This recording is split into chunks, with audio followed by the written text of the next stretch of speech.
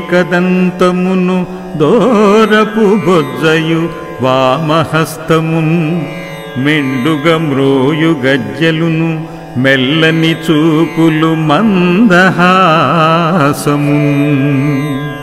కొండక గుజ్జు రూపమున కోరిన విద్యలకెల్ల నొజ్జవైయుండెడి పార్వతీ తనయ యోయి గణాధిపా నీకు మృక్కేదన్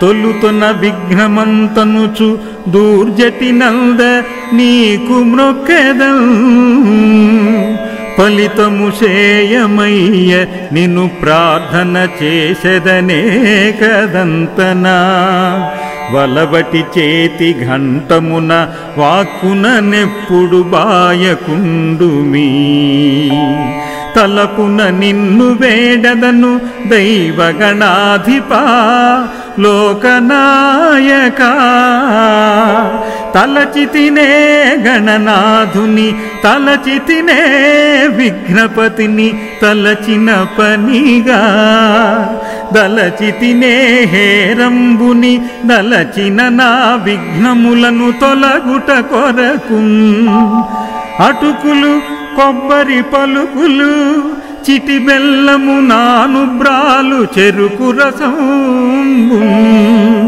నిటలాక్షునగ్రసుతునకు పటుతరముగా విందు చేసి ప్రార్థింతుమదిన్ ఆయాంతు దేవ పూజార్థం దురితక్షయకారకాః కలశోదకేన పూజాద్రవ్యాణి దైవమాత్మానం చ సంప్రోక్ష్య నిర్విఘ్నతా సిద్ధ్యర్థం గణపతి పూజాం కరిష్యే ఓం గణానాం త్వా గణపతిం హవామహే కవిం కవీనాం ఉపమస్రవస్తవం జ్యేష్ఠరాజం బ్రహ్మణాం బ్రహ్మణస్మృతః ఆనశృణ్వన్నోతిభిః సీదసాదనం ఓం గం గణపతయే నమః ధ్యాయామి ధ్యానం సమర్పయామి ఓం గం గణపతయే నమః ఆవాహనం సమర్పయామి ఓం గం గణపతయే నమః ఆసనం సమర్పయామి ఓం గం గణపతయే నమః పాద్యం సమర్పయామి ఓం గం గణపతయే నమః అర్ఘ్యం సమర్పయామి ఓం గం గణపతయే నమః స్నానం సమర్పయామి ఓం గం గణపతయే నమః స్నానాంతరం శుద్ధ ఆచమనం సమర్పయామి ఓం గం గణపతయే నమః వస్త్రం సమర్పయామి ఓం గం గణపతయే నమః యజ్ఞోపవీతం సమర్పయామి ఓం గం గణపతయే నమః గంధం సమర్పయామి ఓం గం గణపతయే నమః పుష్పం సమర్పయామి ఓం గం గణపతయే నమః అక్షతాన్ సమర్పయామి అథాంగ పూజ గణాధిపతయే నమః పాదౌ పూజయామి ఏకదంతాయ నమః గుల్ఫౌ పూజయామి శూర్పకర్ణాయ నమః జానుని పూజయామి విఘ్నరాజాయ నమః జంఘే పూజయామి అఖువాహనాయ నమః ఊరు పూజయామి హేరంబాయ నమః कटिं पूजयामि लम्बोदराय नमः उदरं पूजयामि गणनाथाय नमः नाभिं पूजयामि गणेशाय नमः हृदयं पूजयामि स्थूलकण्ठाय नमः कण्ठं पूजयामि स्कन्दाग्रजाय नमः स्कन्दौ पूजयामि पाशहस्ताय नमः वक्त्रं पूजयामि विघ्नहन्त्रे नमः नेत्रे पूजयामि शूर्पकर्णाय नमः कर्णौ पूजयामि फालचन्द्राय नमः ललाटं पूजयामि इति अधाङ्गपूजा सम्पूर्णः।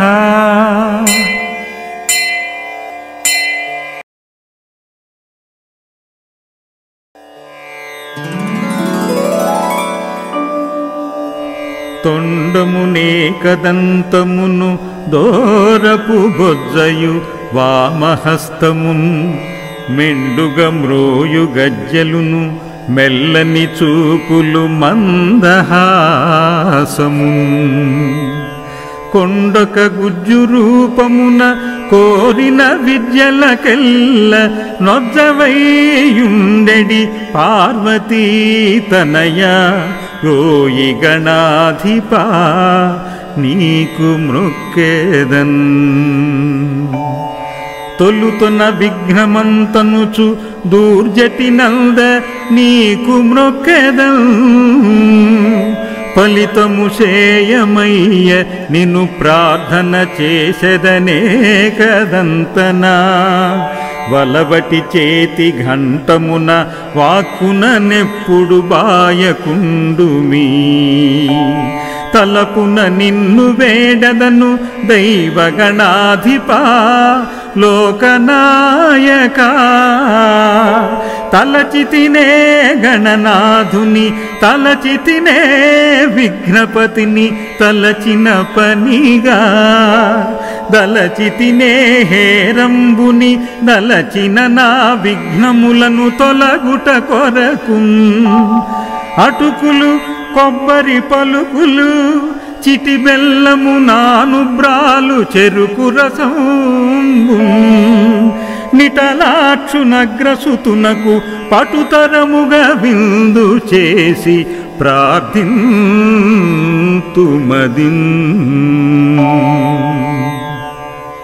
ఆయాంతు దేవ పూజార్థం దురితక్షయకారకాః కలశోదకేన పూజాద్రవ్యాణి దైవమాత్మానం చ సంప్రోక్ష్య నిర్విఘ్నతా సిద్ధ్యర్థం గణపతి పూజాం కరిష్యే। ఓం గణానాం త్వా గణపతిం హవామహే కవిం కవీనాం ఉపమస్రవస్తవం జ్యేష్ఠరాజం బ్రహ్మణాం బ్రహ్మణస్మృతః ఆనః శృణ్వన్నోతిభిః సీదసాదనం। ఓం గం గణపతయే నమః ధ్యాయామి ధ్యానం సమర్పయామి। ఓం గం గణపతయే నమః ఆవాహనం సమర్పయామి। ఓం గం గణపతయే నమః ఆసనం సమర్పయామి। ఓం గం గణపతయే నమః పాద్యం సమర్పయామి। ఓం గం గణపతయే నమః అర్ఘ్యం సమర్పయామి। ఓం గం గణపతయే నమః స్నానం సమర్పయామి। ఓం గం గణపతయే నమః స్నానాంతరం శుద్ధ ఆచమనం సమర్పయామి। ఓం గం గణపతయే నమః వస్త్రం సమర్పయామి। ఓం గం గణపతయే నమః यज्ञोपवीतं समर्पयामि। ॐ गं गणपतये नमः। गन्धं समर्पयामि। ॐ गं गणपतये नमः। पुष्पं समर्पयामि। ॐ गं गणपतये नमः। अक्षतान् समर्पयामि। अधाङ्गपूजा। गणाधिपतये नमः। पादौ पूजयामि। एकदन्ताय नमः। गुल्फौ पूजयामि। शूर्पकर्णाय नमः। जानुनी पूजयामि। विघ्नराजाय नमः। जङ्घे पूजयामि। अखुवाहनाय नमः। ऊरु पूजयामि। हेरम्बाय नमः। कटिं पूजयामि। लम्बोदराय नमः। उदरं पूजयामि। गणनाथाय नमः। नाभिं पूजयामि। गणेशाय नमः। हृदयं पूजयामि। स्थूलकण्ठाय नमः। कण्ठं पूजयामि। स्कन्दाग्रजाय नमः। स्कन्दौ पूजयामि। पाशहस्ताय नमः। वक्त्रं पूजयामि। विघ्नहन्त्रे नमः। नेत्रे पूजयामि। शूर्पकर्णाय नमः। कर्णौ पूजयामि। फालचन्द्राय नमः। ललाटं पूजयामि। इति अधाङ्गपूजा सम्पूर्णः।